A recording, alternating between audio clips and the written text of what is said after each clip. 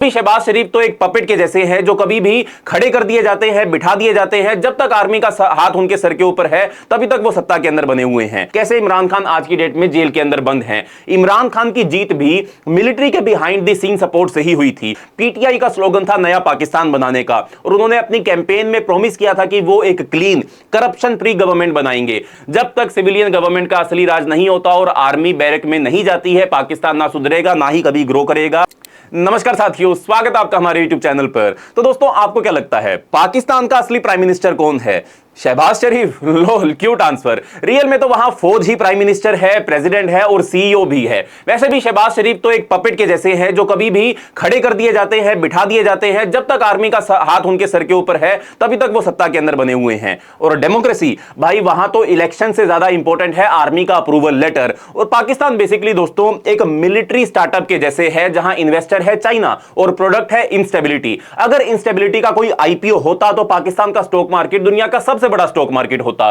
तो दोस्तों, आज की इस वीडियो में हम करेंगे एक solid reality check, facts, data और थोड़े सार्केज्म के साथ। और पाकिस्तान के डीप स्टेट का पूरा पोस्टमार्टम हम करेंगे जहां हर पावर मूव पे एक मिलिट्री का स्टैंप होता है और जो दिखता है वो अक्सर सच पाकिस्तान के अंदर नहीं होता है। तो चलिए दोस्तों, आज की इस वीडियो को शुरू करते हैं। पर उससे पहले चैनल का नाम है दिया ये सब, मेरा नाम है राही मेहता। चैनल को भी सब्सक्राइब कर ले ताकि आप ऐसे इंफॉर्मेटिव वीडियोस देखते रहें। तो दोस्तों, पाकिस्तान में इलेक्शन सिर्फ एक शो होता है, असली स्क्रिप्ट जो है वो फौज ही लिखती है। 2018 में इमरान खान की पीटीआई ने इलेक्शन जीतकर गवर्नमेंट बनाई थी, लेकिन उसके बाद जो कुछ भी होता गया वो कोई सीक्रेट नहीं है, आप सब उसके बारे में जानते हो। कैसे इमरान खान आज की डेट में जेल के अंदर बंद हैं। इमरान खान की जीत भी मिलिट्री के बिहाइंड द सीन सपोर्ट से ही हुई थी। और जब मिलिट्री ने अपना सपोर्ट थोड़ा कम किया तो पीटीआई के अंदर के इंटरनल कॉन्फ्लिक्ट भी सामने आने लगे। आप देखिए, इतनी सीट होने के बावजूद भी पीटीआई जो थी वो सत्ता से बाहर कर दी गई और कम सीटें होने के बावजूद भी पीएमएलएन को 2018 के अंदर जब भी वहां पर सत्ता परिवर्तन हुआ, इमरान खान को जब जेल भेजा गया और उसके बाद शहबाज शरीफ को प्राइम मिनिस्टर बना दिया गया। तो दोस्तों, 2018 का इलेक्शन उस वक्त का सबसे हीटेड इलेक्शन था। पीटीआई का स्लोगन था नया पाकिस्तान बनाने का और उन्होंने अपनी कैंपेन में प्रॉमिस किया था कि वो एक क्लीन करप्शन फ्री गवर्नमेंट बनाएंगे। लेकिन लोगों को यह सब लग रहा था कि यह सिर्फ एक स्टोरी ही है। मिलिट्री ने अपनी पॉलिटिकल मैन्यूवरिंग के जरिए पीटीआई को सपोर्ट दिया था और ओपोजिशन पार्टीज को थोड़ा साइडलाइन कर दिया था। इमरान खान को जो पब्लिक सपोर्ट मिल रहा था उसमें मिलिट्री का इंफ्लुएंस बहुत ज्यादा था। हर वक्त यह सवाल उठता था क्या यह इलेक्शन सच में डेमोक्रेटिक है। और ऐसे ही 2024 के जब इलेक्शन हुए, रिजल्ट आया तो लोग कंफ्यूज हो गए क्योंकि लोगों ने वोट तो तब भी इमरान खान की पीटीआई पार्टी को दिया था या पीटीआई पार्टी से एफिलिएटेड जो इंडिपेंडेंट कैंडिडेट थे उनको वोट देने का काम किया था। लेकिन जीत गई पीएमएलएन, यानी कि नवाज शरीफ की पार्टी जीत गई और शहबाज शरीफ जो थे वो दोबारा प्राइम मिनिस्टर बन गए। क्योंकि आर्मी बोलती है भाई तुम वोट करो, जीतने का फैसला हम कर लेंगे, हम डिसाइड कर लेंगे कौन जीत रहा है कौन हार रहा है। इमरान खान का पॉपुलर सपोर्ट जब हाई था तब पीटीआई एक मैसिव मैंडेट मिल रहा था, लेकिन मिलिट्री का इंटरफेरेंस और जुडिशियल प्रेशर ने पूरे गेम को ही बदल दिया। तो मतलब ये इलेक्शन नहीं था, बस एक स्टेज शो बन चुका था। और साथ में दोस्तों, Pakistan general don't stage coups, they stage election. वो स्टेज करते हैं इलेक्शंस को, वो कूप स्टेज नहीं करते हैं। और सही भी है ये। आर्मी पाकिस्तान के अंदर नेटफ्लिक्स से भी ज्यादा ड्रामा क्रिएट करती है, स्टार प्लस से भी ज्यादा बढ़िया ड्रामा क्रिएट करती है। ये सब तब समझना होगा जब इलेक्शंस के रिजल्ट इतने अनसर्टेन हो तो लोगों की आवाज कैसे सुनाई देगी। पाकिस्तान में मिलिट्री ने ना सिर्फ गवर्नेंस को कंट्रोल किया है बल्कि वो इलेक्शंस को भी अपने मन के हिसाब से स्टेज कर देती है। वोट देना एक फॉर्मेलिटी बन जाती है, लेकिन असली फैसला तो किसी और के ही हाथ में होता है। ये इलेक्शन सिस्टम अब सिर्फ एक शो रह चुका है और इस शो की स्क्रिप्टिंग किसकी होती है ये सबको पता है कि किसकी होती है, वो फौज की ही होती है। जब तक ये मिलिट्री का कंट्रोल रहेगा तब तक ये डेमोक्रेसी का जो फासला नहीं हो सकता है, डेमोक्रेसी एस्टेब्लिश नहीं हो सकती है पाकिस्तान के अंदर। पब्लिक के डिसीजन उनके हाथ में नहीं, मिलिट्री के एजेंडा के हिसाब से ही चलते हैं। तो दोस्तों, ये तो हमने समझ लिया इलेक्शन का केस। आगे बढ़ते हैं और समझते हैं पाकिस्तान का फौजी बिजनेस एम्पायर। देखो, बड़ा सही कार्टून जो है वो एक अखबार के अंदर छपा था जो पाकिस्तान की मिलिट्री के एम्पायर के बारे में, बिजनेस एम्पायर के बारे में डिटेल देता है। देखो, पाकिस्तान की फौज सिर्फ बॉर्डर पर नहीं है, वो मॉल्स में भी है, वो सीमेंट फैक्ट्रीज में भी है, वो बैंक में भी है, वो रियल एस्टेट में भी है और ये सब कुछ चला रही है। भाई ये मिलिट्री नहीं है, ये जैसे कोई अडानी ग्रुप हो या कोई अंबानी ग्रुप हो जो पाकिस्तान के अंदर अंदर सब कुछ कंट्रोल कर रहा है। जब फौज का बिजनेस एम्पायर समझ में आए तो लगता है कि पाकिस्तान में किसी भी बिजनेस का सबसे पावरफुल शेयर होल्डर जो है वो आर्मी ही है। एग्जांपल अगर मैं आपको धीरे धीरे देना शुरू करूंगा, जैसे कि डिफेंस हाउसिंग अथॉरिटी, अस्कारी बैंक, फौजी सीमेंट, बहरिया टाउन, सब कुछ है आर्मी के पास। और इस पावर का मिसयूज जो मिलिट्री कर रही है वो पाकिस्तान के लिए खुद के लिए एक थ्रेट बन गया है। यह सिर्फ बिजनेस का गेम नहीं है, यह पाकिस्तान की डेमोक्रेसी को मारने का एक तरीका है। जब तक मिलिट्री का कंट्रोल इकोनॉमिक सेक्टर में है तब तक सिविलियन गवर्नमेंट के पास असली पावर नहीं आ सकती है। मिलिट्री हर सेक्टर में घुस के अपने बिजनेस इंटरेस्ट को पुश करती है, जिससे सिविल सोसाइटी का इंफ्लुएंस डे बाय डे कम हो जाता है। दोस्तों, पाकिस्तान का जो डिफेंस बजट है वो $10.2 बिलियन का है, पर बॉर्डर सिक्योर नहीं है और ना ही अंदर का सिस्टम उनका अनसिक्योर है। आप देख सकते हो एक और कार्टून छपा था एक अखबार के अंदर जो पाकिस्तान की आर्मी और पाकिस्तान की आवाम के बीच में जो गैप है उसको डिस्प्ले करने का काम करता है, और एकदम एप्रोप्रिएट ये कार्टून जो था वो पब्लिश हुआ था। देखो, पाकिस्तान का डिफेंस बजट मैंने आपको बताया $10.2 बिलियन का है।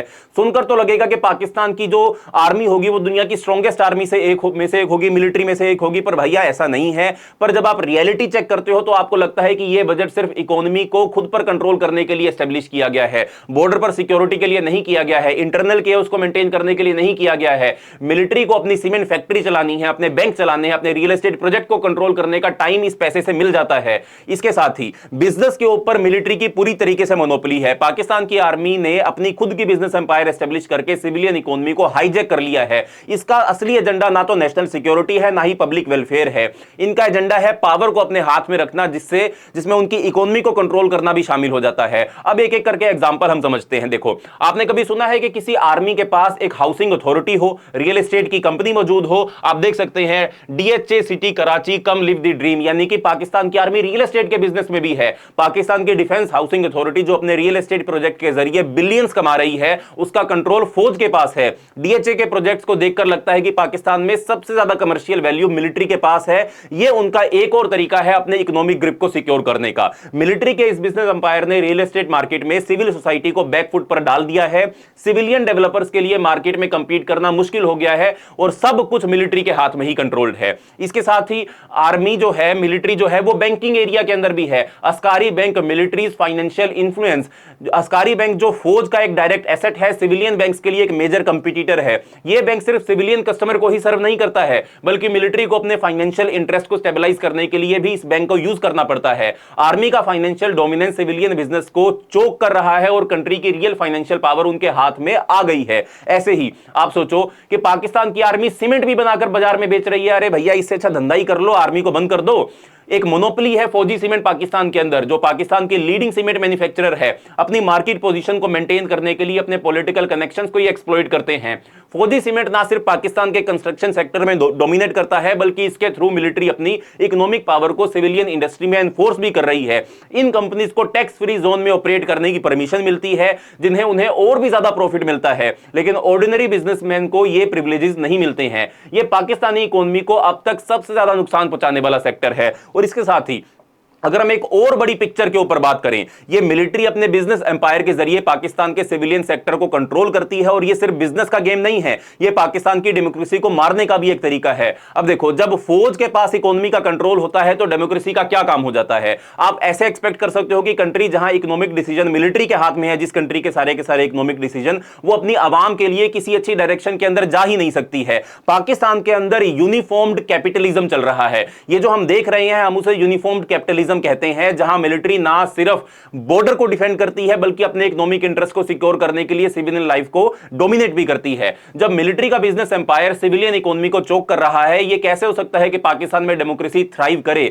देखो, साथ में जो एनुअल रेवेन्यू जनरेशन है फौजी फाउंडेशन का, एक फौजी फाउंडेशन भी है पाकिस्तान के अंदर। फौजी फाउंडेशन जो एक मिलिट्री ओन कॉन्ग्लोमरेट है, इसका एनुअल रेवेन्यू पाकिस्तान में अप्रोक्सीमेटली $5 बिलियन का है। यह रेवेन्यू डायरेक्टली मिलिट्री को और उसके बिजनेस को बेनिफिट करता है, जबकि पब्लिक सेक्टर और सिविलियन के लिए वेलफेयर स्कीम्स में लिमिटेड फंड एलोकेट किए जाते हैं। दोस्तों, ये एक बहुत ही थ्रेट करने वाली चीज है। ये फूड के बिजनेस में है, ये गाड़ियों के बिजनेस में है, ये सड़क बनाने के बिजनेस के अंदर है।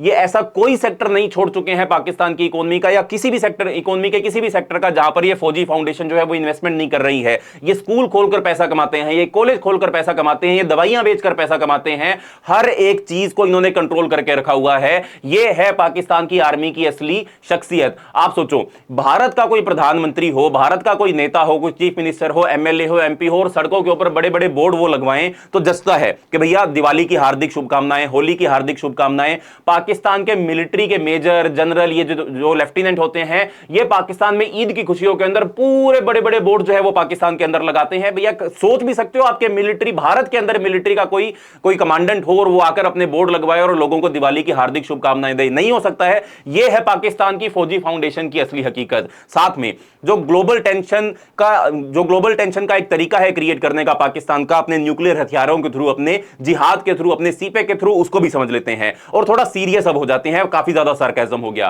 देखो, पाकिस्तान के पास है न्यूक्लियर वेपन और आईएसआई के फ्रेंचाइजी पार्टनर है तालिबान, लश्कर तैयबा, हक्कानी नेटवर्क, और ये सब ऐसे ग्रुप्स नहीं जो सिर्फ अपने मुल्क को डिस्टर्ब करते हैं, ये ग्लोबल सिक्योरिटी के लिए भी एक डेंजर है। पाकिस्तान की सोइल पर ये टेरर ग्रुप्स अपनी पूरी ऑपरेशन चलाते हैं और जब आप देखते हो ये ग्रुप्स वर्ल्ड वाइड अटैक में भी इन्वॉल्व होते हैं, तो पाकिस्तान को ग्राउंड जीरो कहना जो है वो बिल्कुल भी गलत नहीं होगा। ये लोग सिर्फ नेशनल नहीं, ग्लोबल हेडेक है। अमेरिका, इंडिया, अफगानिस्तान सब जानते हैं कि पाकिस्तान की धरती के ऊपर टेररिस्ट बिरयानी पकाई जाती है।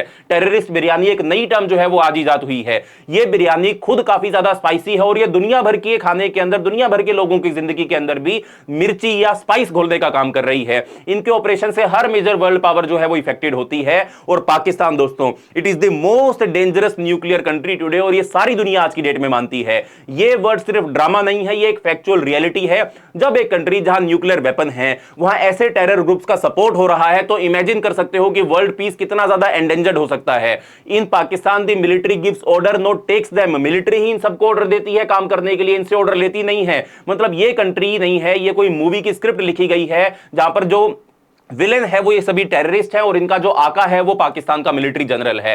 पाकिस्तान का रोल ना सिर्फ रीजनल इंस्टेबिलिटी में है, बल्कि ग्लोबल लेवल पर भी वो एक टिकिंग टाइम बॉम्ब बन चुका है। साथ में अपने प्रोक्सी टेररिज्म को भी चलाते हैं। पाकिस्तान की स्ट्रेटजी है कि वो अपने फ्रेंचाइजी पार्टनर्स को सपोर्ट करके अपनी एनिमीज को इनडायरेक्ट वॉरफेयर के थ्रू टारगेट करे। आईएसआई का ये डबल गेम दुनिया के लिए डेंजरस है। अफगानिस्तान में तालिबान का राइज हो, कश्मीर में लश्कर तैयबा हो, या फिर ये सब डायरेक्टली क्या है, पाकिस्तान की धरती से तो जुड़े हुए लोग हैं। साथ में अमेरिका ने 2001 में अपने अफगानिस्तान इन्वेजन के दौरान पाकिस्तान को अपना अलाई बनाया था, लेकिन सबको यह पता था कि पाकिस्तान ने अपनी डबल गेम चलाई थी, तालिबान को सपोर्ट करके अपने रीजनल इंटरेस्ट को बढ़ावा दिया था। और आज भी पाकिस्तान का relationship with these terror groups continue है, जिससे पूरा वर्ल्ड जो है वो इंपैक्टेड होता है। साथ में अब हम कंपैरिजन करेंगे भारत और पाकिस्तान का कि ये कंगाल देश क्या भारत के साथ लड़ भी सकता है।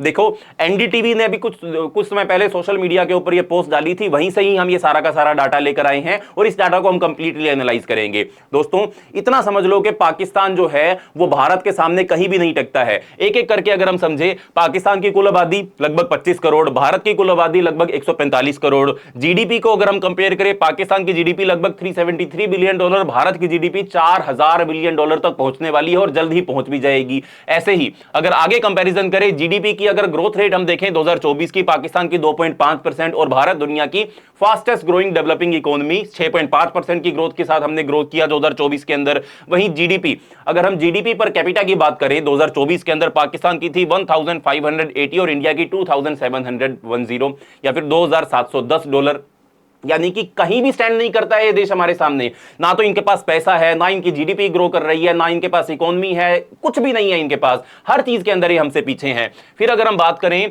पाकिस्तान की जीडीपी को, अगर हम भारत के एक स्टेट के साथ कंपेयर करें, तो पाकिस्तान की टोटल जीडीपी $373 बिलियन और अकेले महाराष्ट्र की जीडीपी जो है वो $439 बिलियन, यानी कि पाकिस्तान की जीडीपी हमारे एक राज्य महाराष्ट्र से भी छोटी है। साथ में अगर हम फॉरेक्स रिजर्व की बात करें, पाकिस्तान के पास है $15.4 बिलियन का फॉरेक्स रिजर्व, ये भी उधार का फॉरेक्स रिजर्व है, और भारत के पास कई गुना ज्यादा 686 बिलियन डॉलर का फॉरेक्स रिजर्व मौजूद है, और जो हमारा खुद का रिजर्व है, हमने किसी से उधार लेकर ये रिजर्व जो है वो क्रिएट नहीं किया है।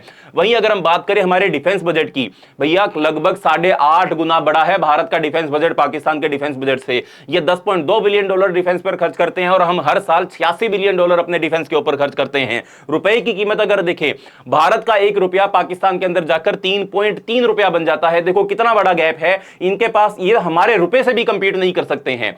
साथ में अब बात करें अगर हम हमारे ट्रेड संतुलन की, ट्रेड बैलेंस की, पाकिस्तान भारत को लगभग 4.2 लाख डॉलर का जो है सामान एक्सपोर्ट करने का काम करता है, और भारत कितना करता है पाकिस्तान को? 44.76 करोड़ डॉलर का सामान। कितना बड़ा गैप है इन दोनों के अंदर। पाकिस्तान हमारे साथ इंपोर्ट एक्सपोर्ट के अंदर बिल्कुल भी कंपीट नहीं कर सकता है, बल्कि हमारे प्रोडक्ट के ऊपर तो डिपेंड करता है। साथ में कर्जे की बात करें, पाकिस्तान की जीडीपी पर कुल कर्ज है 74.3%, और उसके अंदर 72% जो हिस्सा है वो विदेशी कर्ज का है, जो चीन से लिया गया है। मतलब ये चीन ही तो है जो पाकिस्तान की सारी इस फंडिंग को कर रहा है। चीन का ही मिलिट्री स्टार्टअप है पाकिस्तान जो चलाया जा रहा है, ताकि भारत को नुकसान पहुंचाया जा सके, क्योंकि चाइना जानता है अमेरिका से वो निपट लेगा, पर भारत से निपटने के लिए उसको कुछ और खेल खेलना पड़ेगा, और वो पाकिस्तान के जरिए भारत को कमजोर करने का प्लान जो है वो बनाकर कब से बैठा हुआ है। साथ में अब इनकी असली हकीकत के ऊपर बात करते हैं। असली हकीकत देखिए, पाकिस्तान में चीनी 180 रुपए किलो, भारत के अंदर चीनी पिछले कितने सालों से 40 से 50 रुपए किलो की रेंज के अंदर घूम रही है। साथ में 1 किलो चावल पाकिस्तान में 340 रुपए किलो, भारत के अंदर 30 रुपए किलो से चावल शुरू हो जाता है, और खरीदने को आप 1000 रुपए किलो का चावल भी खरीद सकते हो, बट मिनिमम से मिनिमम 30 रुपए में आपको चावल मिल जाएगा, अच्छी क्वालिटी का मिल जाएगा। साथ में चिकन, भारत के अंदर 200 रुपए किलो चिकन आपको मिलता है, पाकिस्तान में 800 रुपए किलो चिकन मिलता है। नींबू भारत में 200 रुपए किलो है, पाकिस्तान में 900 रुपए किलो है। 1 किलो घी भारत में 500, 600, 1000 रुपए किलो तक आपको बढ़िया क्वालिटी का घी मिल जाएगा, पाकिस्तान में 2800 रुपए किलो। वहीं शहद, भारत में 300 रुपए किलो आपको अच्छा शहद मिल जाएगा, अच्छी से अच्छी कंपनी का ऑर्गेनिक शहद भी ले लोगे तो 700-800 रुपए किलो मिल जाएगा, वो पाकिस्तान में 1500 रुपए किलो मिल रहा है। तो ये कहां से कंपीट करेंगे? ये अब इनकी खुद की चाय के अंदर तो चीनी खत्म हो चुकी है, और बार बार हमें टीज फैंटास्टिक कर रहे हैं। अरे अकल के अंधो, टीज फैंटास्टिक हमारा जवान था, तुम्हारे F-16 को उसने गिरा दिया। अगर किसी कारणवश वो तुमने पकड़ भी लिया, उसको तुमने चाय पिलाई, उसकी तुमने खातिरदारी करी, और जिंदा सही सलामत तुमने उसको हमारे देश में 3 दिन के अंदर भेज दिया, फिर भी टीज फैंटास्टिक। ये तो तुम्हारे ऊपर लानत है कि तुम्हारे अंदर इतनी ही पावर नहीं थी कि तुम भारत के साथ जंग लड़ सको और ये बोल सको नहीं हम तुम्हारा पायलट वापस नहीं करेंगे। 3 दिन के अंदर दिया ना। यही तो शो करता है पाकिस्तान जो है वो जंग अफोर्ड नहीं कर सकता है, वो सिर्फ इनडायरेक्ट वॉरफेयर ही कर सकता है, बाकी इनके अंदर इतना गूदा नहीं है। आगे अगर हम बात करें, देखो पाकिस्तान जो है उनके फॉरेन रिजर्व का हाल हमने देख लिया, उनकी इकोनॉमिक कंडीशन का हाल हमने देख लिया, सब कुछ हमने समझ लिया। एक चीज याद रखना, पाकिस्तान के अंदर जो चिकन की कीमत, जो ये सबसे ज्यादा नॉन वेजिटेरियन खाने वाला जो देश है, 800 रुपए किलो जो चिकन मिल रहा है, मतलब मुर्गा भी पाकिस्तान के अंदर सोचता होगा भाई मुझे मत पकाना, तुमसे ज्यादा तो कीमत मेरी जान की है, तुमसे ज्यादा बड़ा वीआईपी तो मैं हूं, क्योंकि पाकिस्तान के लोगों की जान की कीमत तो मिलिट्री ने कुछ छोड़ी नहीं है। जिस प्रकार से पाकिस्तान के अंदर आए दिन बम धमाकों में लोगों की मौत होती है, उससे बढ़िया तो चिकन की ही कीमत हो गई, चिकन ही उनसे ज्यादा वीआईपी हो गया। चलो छोड़ो, अब आगे बात करते हैं दोस्तों। अब बात करते हैं पाकिस्तान के साथ चाइना वाले एंगल की। देखो इन्वेस्टर के ऊपर आते हैं, जो कि चाइना पाकिस्तान का सबसे बड़ा इन्वेस्टर है। पाकिस्तान के फॉरेन लोन्स का 72% शेयर चाइना का है, और ये कोई छोटी बात नहीं है, ये उनका फ्रेंडशिप है या कोई चैरिटी नहीं है, ये एक मैसिव इकोनॉमिक स्ट्रेटजी है चाइना की। चाइना ने पाकिस्तान को अपने फाइनेंशियल कंट्रोल में ले लिया है, और ये फ्रेंडशिप का जो दिखावा हो रहा है वो सिर्फ और सिर्फ एक डेट ट्रैप है। साथ में चाइना पाकिस्तान इकोनॉमिक कॉरिडोर नहीं है, चाइना पाकिस्तान एक्सप्लॉयटेशन कॉरिडोर है। सीपेक जो originally China Pakistan economic corridor था, अब वो बन चुका है चाइना पाकिस्तान एक्सप्लॉयटेशन कॉरिडोर। ये कॉरिडोर इंफ्रास्ट्रक्चर प्रोजेक्ट से ज्यादा एक स्ट्रेटजी है, जहां चाइना अपनी इकोनॉमिक पावर को एक्सप्लॉयट कर रहा है। इंफ्रास्ट्रक्चर बन रहे हैं, लेकिन उनका लोन का इंटरेस्ट इतना है कि पाकिस्तान बस ईएमआई दे देकर थक जाएगा एक दिन, पर वो लोन कभी भी खत्म नहीं हो पाएगा।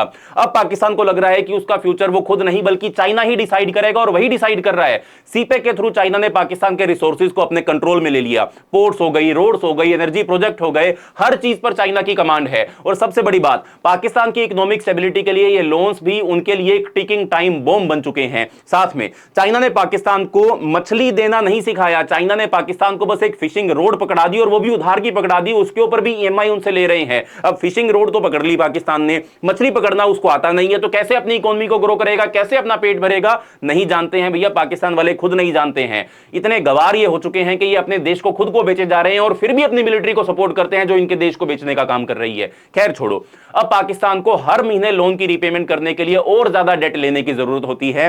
2023 में पाकिस्तान ने अपने $100 बिलियन के टोटल फॉरेन डेट का 72% चाइना से लिया था। यह एक फाइनेंशियल साइकिल बन गया है जहां पाकिस्तान हर बार लोन लेता है ताकि अपना पुराना लोन चुका सके। पर यह साइकिल कब तक चलेगा? एक क्रेडिट कार्ड से पैसे निकालकर दूसरे क्रेडिट कार्ड का बिल कब तक आप भरते रहोगे? यह फ्रेंडशिप नहीं है, यह डेट ट्रैप डिप्लोमेसी है। चाइना की असली इंटेंशन है अपने स्ट्रेटेजिक इंटरेस्ट को सिक्योर करना। पाकिस्तान के रिसोर्सेज को एक्सप्लॉइट करने के बाद चाइना ने अपने लॉन्ग टर्म गोल्स अचीव करने के लिए उससे इकोनॉमिकली एंड स्ट्रेटेजिकली डिपेंडेंट बना दिया है।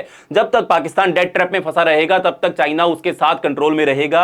इसके कॉन्सिक्वेंसेज ना सिर्फ पाकिस्तान बल्कि पूरे साउथ एशिया के लिए डेंजरस हो सकते हैं। साथ में अब बात करें अगर पाकिस्तान की जुडिशरी की, दोस्तों पाकिस्तान में चीफ जस्टिस का जो अपॉइंटमेंट है वो भी मिलिट्री के अंडर हो गया है। पाकिस्तान में 26th अमेंडमेंट हुई थी कॉन्स्टिट्यूशन की, उसके बाद से जुडिशरी भी फौज का ही एक विंग बन चुकी है। आप सोचो, इमेजिन करो, भारत का सुप्रीम कोर्ट जो है उनके जो जज है वो भारत का मिलिट्री अपॉइंट कर रहा है। हो सकता है कभी ऐसा? बिल्कुल भी नहीं हो सकता। सुप्रीम कोर्ट इतना पावरफुल है हमारा, अपने जजेस केस के द्वारा उसने अपना खुद का कॉलेजियम बनाया हुआ है, उसके ऊपर डिबेट फिर कभी कर लेंगे। पर क्या भारत के मिलिट्री के पास इतनी ताकत है कि वो हमारे जज को अपॉइंट करें, हमारे प्राइम मिनिस्टर को अपॉइंट करें, हमारे प्रेसिडेंट को अपॉइंट करें? बिल्कुल भी नहीं। और ये हमको बोलते हैं कि भारत के अंदर जो है वो डेमोक्रेसी सही से काम नहीं कर रही है। अरे अपने गिरेबान में झांक कर तो देखो, इमरान खान जेल में है। क्यों? क्योंकि फौज के अगेंस्ट बोलना पाकिस्तान में आजादी नहीं, सुसाइड है, और सुसाइड उन्होंने कर लिया और जेल में उनको बंद कर दिया।